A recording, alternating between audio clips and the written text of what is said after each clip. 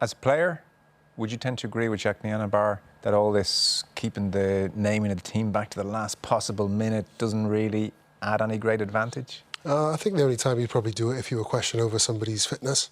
I think it shows confidence in your team and confidence in your setup.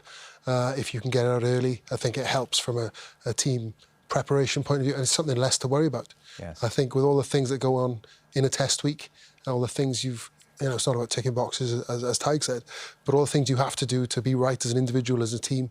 Whether the team's going to get leaked is one thing you shouldn't have to worry about, hence why they're in a position, and they've probably earned it, and the respect of everyone else, that they get it out and they deal with it their own way. So I suspect they will use them all tomorrow. I suspect they'll be physical. He was talking in the build-up this week, Nianabar, Matt, and in effect he was saying in 19 we were far more of a basic nuts and bolts outfit, and actually, yes, we'll always be physical, but there's a lot more to the South African attacking game now. Is he right? Do you agree with that? Are they a more complete outfit than 4 years ago? When they get in front, they do. If they can get a buffer, usually more than 2 scores, 15 plus, they'll go. And what frustrates me about the South African team is the talent that they have is quite extraordinary right across the side. Luke Am is out. I think he's the best outside centre in the world.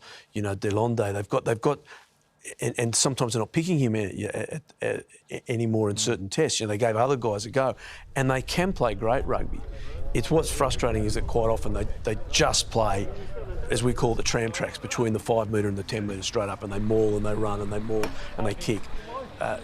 And it is a very limited game. And I think if they expanded it, but let me say, it's highly effective. It's highly effective, and it's especially effective at World Cups when everyone's nervous. And then you saw in the World Cup final, once they got that bit ahead, then they open up, and they've got this electric pace. Whoever they pick on the wing, whether it's Mpipi or whoever their weakness for this World Cup is they've got one out half. And he can be brilliant or he can be horrible. And that's their Achilles heel, in my opinion, on at the moment. But I agree with Alun Wyn. They've earned the right to say, it's Tuesday, here's our team, all the best, you do what you can with it. They're a great side. Yeah. The sense from a Scottish point of view is they're bringing the best Scottish side they've ever brought to a World Cup. Agree?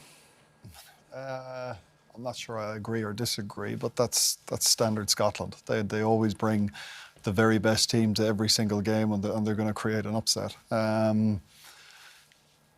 You have to admire the confidence that Nianabar is showing by naming the team that early in the week. I think especially with South Africa, because how they play is probably the most predictable game in world rugby. I think that gives them more of a right to be able to announce their team. And it's very clear that this is how we play. Try and stop us if you can. Your quick dismissal there of Scotland tells me you don't give them much of a chance tomorrow. To be fair, I think they're going into the tournament in really good form. Stuart Hogg, obviously not in the squad. He was one of their big players over the last decade. I think Blair Kinghorn is a better option. They've got some really good leadership. I question their pack and their ability to be able to physically match South Africa.